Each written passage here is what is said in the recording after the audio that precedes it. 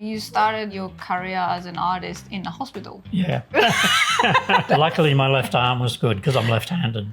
Hello everyone, welcome back to Geek with me. Today I'm somewhere very special, the studio of visual art, the Eddie Arger, here in beautiful Wangaling Beach, Mission Beach. So I've been here called Mission Beach, but he showed me how few I know about the Mission Beach. So it was much more in Mission Beach and there are much more beautiful visual scenes. So my connection with Eddie started about 6 months ago, I believe, when I saw one of his postcards. It showed the cassowary and the Ulysses butterfly. It's here. And that gave me the whole story of Ulysses butterfly and the cassowary. So a little Ulysses who wants to fly like a bird learned how to fly from cassowary who can't fly. That just came from my imagination, but his postcard artwork clicks me. So I reached out to ask if I could use his artwork, and that led us to meeting. And now here I am, invited into his studio where he creates these pieces that move people, including me. So Eddie went from riding motorcycles to creating art. He's a lover of Hokusai as well, and he's built his creative life in this remote coastal paradise. So today we are exploring what makes his art connect with people, his journey, and the stories behind the work. So let's get into it. First of all, I really appreciate and I'm excited to have you as this channel, and I'm in studio of yours. So thank you so much, first of all. Thanks for coming. It's a pleasure. Yeah, thank you. He's been spoiling me like one of his granddaughter. I'm pretty enjoying staying in Mission Beach. But so can you please tell me about yourself? What made you turn your career as an artist? I wasn't very good at school. Not very good at schoolwork. Okay. Hated maths, hated English. Always really good at art. Had a natural flair to drawing. Sure. From a very young age. And when I left school from high school, I wanted to be a commercial artist. That's in advertising and doing artwork, cartoons and all that sort of stuff. But unfortunately, I couldn't find any work as a commercial artist because then in the Gold Coast in the 1960s, we had a very small population. That's where I grew up on the Gold Coast. And we had one signwriter. Mostly weekends, people come down from Brisbane and Toowoomba for the weekends and so the Christmas Gold Coast time itself was really different. Really the different. one back now. Very much like Mission Beaches now. So from one extreme to the other, it's not a concrete jungle like it is now. Anyway, I couldn't find work as a commercial artist. I did go and see the one signwriter because that was art. He couldn't afford to put on apprentice at the time. So you wouldn't believe I ended up being a butcher. A butcher? I did my apprenticeship as a butcher. Oh. So my background's very diverse. 6 months into my apprenticeship, the signwriter rang me up and said, I would have a position for you now to be a signwriter. Okay. I felt compelled to stay with the guy because I'd been with him for 6 months and he was really good. And anyway, that was that. Started racing motorbikes on the speedway, which is quite a dangerous sport. My father also raced motorcycles on the speedway. Oh, okay. I wanted to follow his footsteps. So a couple of years of racing here in Australia and then went to England and to Europe for 10 years. Racing, I always did a bit of painting and drawing and sketching. Just as a hobby? As a hobby, basically. And ended up, unfortunately, didn't crash much, but when I crashed, I made a really good job of it. So I ended up in hospital for quite a long time and started doing caricatures from the speedway. And so from my hospital bed, I was selling sketches and things. Had a little adverts in the media from the speedway, motorcycle speedway background. So you started your career as an artist in a hospital? Yeah. Was injured? Luckily, my left arm was good because I'm left-handed. Had broke this arm. Yeah, lots. Anyway. So the left hand was kind of saved. Left hand was okay. That's really lucky. So that was lucky, yeah. So when you started drawing in the hospital on the bed, did you initially started with painting those indigenous animals and Australian? No, it was all to do with the motorcycle speedway because there was a market there if people wanted to buy that sort of thing. And I could do black and white sketches in bed. I couldn't paint because it was difficult to have the paints and everything. And I see. yeah, so it was basically just pen and ink. Yeah. But it was proper pen and ink. It wasn't like we have now of all the different pens and things. It was proper Indian ink and pens and things. So, yeah, and that went quite well. And after having to be off for 18 months, I wanted to go racing again. After that, and decided that after consultations with the specialist, I said, well, if you break that leg again, you'll lose it. So I wasn't real happy about that. So I decided not to race anymore. Oh, okay. And I ended up working in the motorcycle industry for quite a lot of years, travelled all over the world, had no time for any artwork at all, just too busy. And after a period of time, I started my own business, and that was even busier.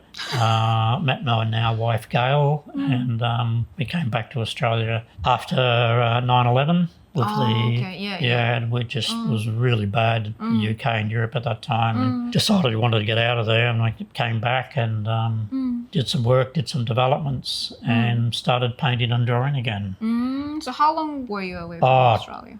24 years. 24. Oh my God. Yeah, I was away quite a long time. Yeah, quarter of the century. Yeah. And then you came back to Australia, Gold Coast? Yes. And started painting more like as a man? Not so much. Yeah, well, I did start painting quite a bit. I must show you that painting I did for Gail. Oh, no, sorry, it's in the other property. It was the first one I did. We had a really nice beach house on the Gold Coast. Unlike here, very similar to here, right on the beach. And it was very inspiring. It was really, really good. So I started painting again. But it wasn't until we moved, because my wife's from far North Queensland, that we moved up here to Mission Beach, Wangaling Beach, that I was really inspired by the tropics, nature, the Australian fauna, especially the cassowary, the Ulysses butterfly. It's just an electric, amazing thing to fly around. You just don't see anywhere else in the world. Absolutely. So I really got into it and started painting and drawing quite a bit. Sure. So kind of Mission Beach opened up your creativity again. Yes, very much so. I see. So, and then, this nice artwork leads me to see you now.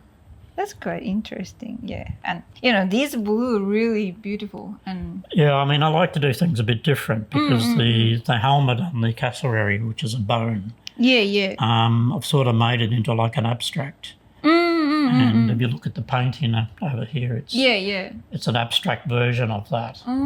Just makes it a bit more interesting. And that's what I've tried to do. But the most important thing about this drawing is that the Ulysses butterfly with the blue flicking also catches the cassowary. Yeah. And everyone sort of comments on that it's actually just caught the butterfly in its eye. So, and a natural reaction for the head's turned quite a bit, Sure. What I got in this picture is because cassowary originally have blue as well, but slightly different, like a deeper blue.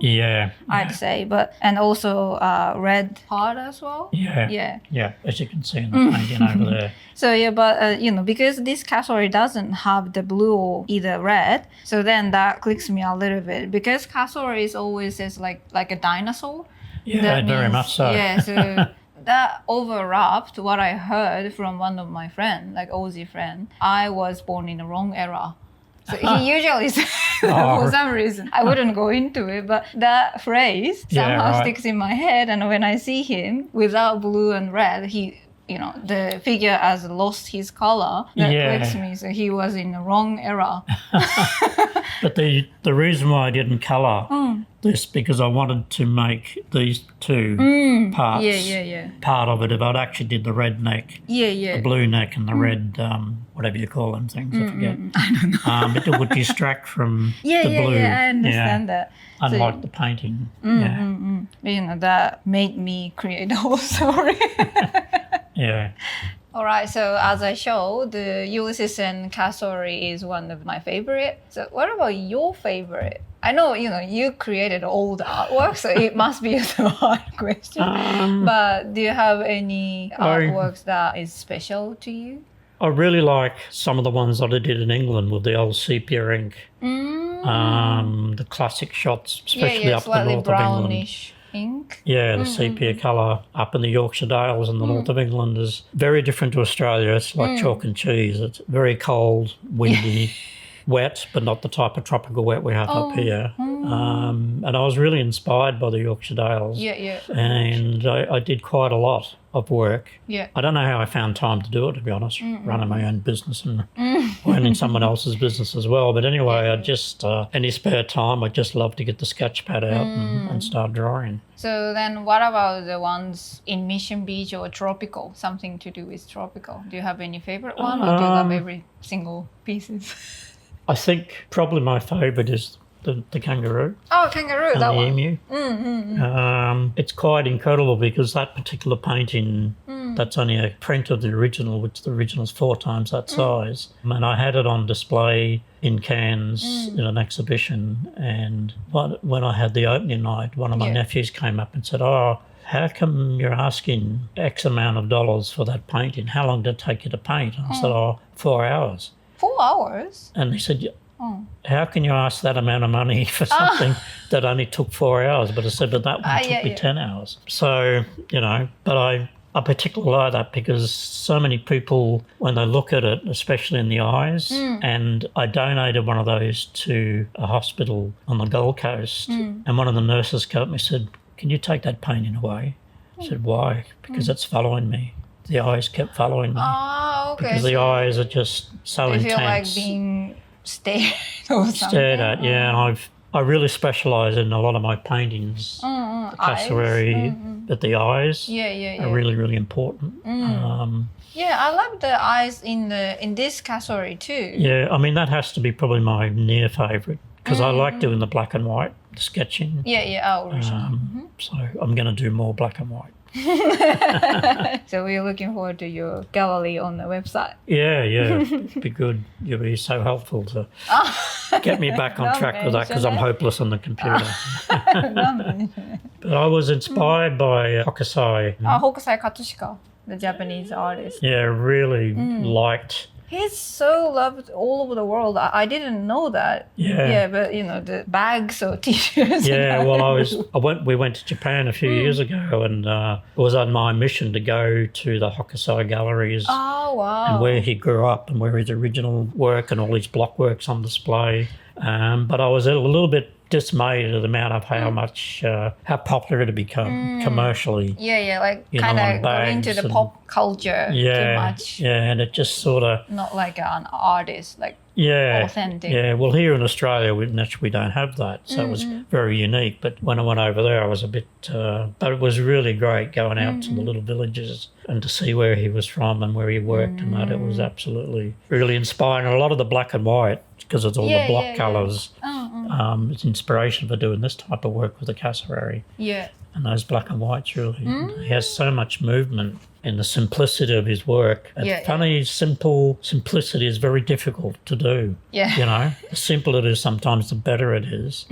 But it's quite difficult to put into practice. Yeah. Maybe this could go off the topic, but I have a pastry chef, and she said a similar thing, like making simple thing is the most difficult as a profession. So that's why once I asked her, like, which one is the most difficult? And I thought like French macaron or something. But then she said like, what's that called? Like it looks like a shell and like a cake. It's gone from my head. I started with not margaret, but not margarita. Something with... Oh, you want a drink? Maybe not even ma. Oh, croissant. Nah, not croissant. It looks like a shell. Madeleine. Madeleine. Financier? Oh, no. Yeah, so that's kind of, one of the... kind of with the basic ingredients, just like flour, sugar, eggs, and things like that. Right. But what she said is like even the room temperature affects to make that. So your words hits me in different area. Like everyone who got into some industry really deep, kind of creative thing, they started to say simplicity is the hardest to achieve. So that's why it's interesting you mentioned it the same way. I think these one too, and I mean even these are colored, but drawing something really in front without any like background might be hard. Well, it's highlighting the image of the animal. And I have to tell you, I never draw on the canvas. I paint straight to the canvas. Really? Yeah. I might do a sketch on paper. I always just paint straight on the canvas. So kind of you can see what you Yeah, want. a lot of people have to draw it and measure it all and make sure everything's yeah. important. But I've just bang, away I go. Interesting. Because the background of the kangaroo is naturally the red of the outback. And that's a red kangaroo, as we call a red one. It's not a grey one. And the emu, again, the orange is like the background of you know, of our dirt and our sort of colours in the outback. And like the cockatoo, which is only found in the Cape in far North Queensland, the one with the red face. You've seen the ones with the yellow tail or the red tail or the white tail. But the palm cockatoo, as it's called, is only found up in the Cape in far North Queensland. It has a very, very unusual red face. And again, the background is like a really deep sunset type. Okay. Yeah. And I really love the, eyes of the emu because Yes. they, it's staring me, but at the same time, it's, I don't know, maybe because my brain works really with lots of imagination. So as if it's asking me something. Yeah, well, it's like talking to anyone, really. You sort of make eye contact. You can feel a lot about the person from how the eyes, how they feel, And I find the same in the art. I just feel the eyes are really, really important. Yeah, sure. See some really great paintings. A lot of people do, but they don't do very well with the eyes of it, So, and that's always been something that people have picked up on over the years. So. I get that. But you're not only drawing the animals, but also like sceneries or plants. So what's in your head while drawing? Because they don't have eyes. Just really far North Queensland is that, it rains a lot. It's so green and so dense. And my most unfavoured colour is green. What? I'm very superstitious. When we used to race, green was always have accidents with people with green and stuff. And I did a lot of stuff without any green at all for quite a while. I wouldn't even use the colour green.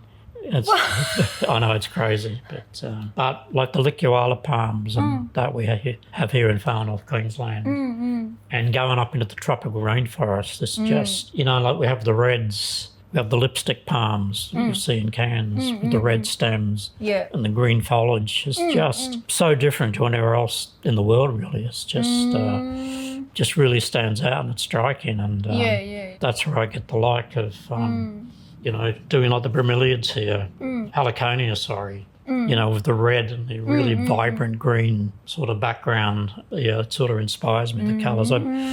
I had a nickname up until a couple of years ago, just before COVID. They used to call me Mr. Colour. Mr. Colour. Because everything's really vibrant in colour. Your works are all like colourful and bright, and which one, I really love that. But then I go to the black and whites and it's completely extreme, isn't it, from one extreme to the other. So I know that might be a weird question, but when you sketching with black and white, is that kind of something feeling different from with the colour and? I just find it really relaxing. Sketching? I could sit there for hours just sketching and drawing. Painting is very different, depending on what you're painting, the feeling you get from it. Sometimes it can be a bit intense and sometimes if the colour's not working. But with the black and white, again, like the Hokusai, I like the simplicity and just completely switch off and just enjoy doing the black and white. It's so interesting. I think that also comes out on some of the work that I've done in black and white. And then like we're doing with the Ulysses, the cassowary, started to do with the blue series of bits of blue in, like I've done with the blue-winged kookaburra, and the some of the other ones I've done with the dog, which actually happened of the dog, the Ulysses butterfly flying under the nose of the dog. Like here. And sat on it, and I was actually photographing the Ulysses butterflies because it's trying to get them, they're flickering. It's quite incredible.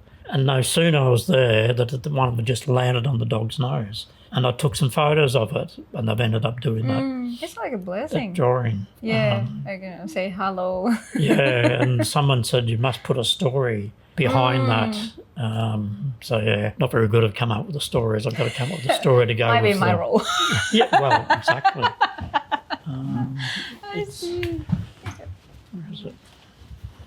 Oh, I just wondered if you wanted to see that. Yeah. So yeah, this with the butterfly landing on the... Yeah, this actually happened. This actually happened, yeah. In here, Mission Beach? Atherton on the tablelands. Oh, okay, yeah. So in this area. In this area, yeah. That's really nice. And my daughter-in-law, she loves the dogs, and the original that I did on that is quite a lot bigger. So I had it framed for her, and she loves it. So I'm in the good books. Yeah. So these are kind of same series, like black and white with blue. Yeah. But I really enjoyed doing the dog. Yeah. It was... Yeah. Even though I still have lots of questions, I might have to finish it up today. So this is the last question. What does art bring into your life? I think from such a young age and having a massive diversity of things that I've done, being a general manager for a business, travelling overseas a lot, running your own business, it's a complete switch off. It's basically relaxing. And especially up here in North Queensland, like you say, here in Wangaling Beach, pretty quiet. And used to work 12, 14-hour days, full on, and then took me a long time to retire and calm down and, unload and be able to have the peace of being able to paint and the creativity. And I like things a bit different where we were yesterday. We were looking at that chap and we were having lunch. Very unusual, and I quite like doing things that are a little bit different and not just the norm. I don't sort of get involved with a lot of other artists. Don't like going to galleries so much because a lot of the work frustrates me. But I have to tell you, when I first started, all I did was abstract. Really? Yeah, and now my wife calls it... opposite. Yeah, I love doing abstract, and I keep telling my wife, I'll do you an abstract. Oh, no, you missed the detail. No, you do too much detail. But I can do abstract. But it's coming up with an idea for abstract for you to portray and then for someone to try and understand what you're painting compared to something that's visual, like a plant or a flower, an animal or something. It's recognisable. But from an abstract point of view, there's so much abstract out there, and a lot of it I don't understand because I can't get where they're coming from, where they're doing it. And you have to have a completely different mindset to understand. Yeah, so yes, I will do another abstract eventually. So yeah, just to convince my wife that I can do abstract. Because she's actually quite a good artist herself. But she's better on the computer. I've heard of it. All right, so thank you so much, Eddie, for welcoming me into your studio and sharing your journey from motorcycle to art. It's been incredible to see your work and understand what gives you, and it's really interesting to me, who are not good at painting, to learn about it. So yeah, what did you think, guys? So let us know in the comments, and don't forget to subscribe for more conversations with passionate creators. And if you're interested in being a guest like him, always send me a comment. I'm always happy to have an interview on Zoom, or if my budget allows, I'm happy to fly over. Thank you for watching Geek Out with me. See you next time. Bye-bye. Thank you.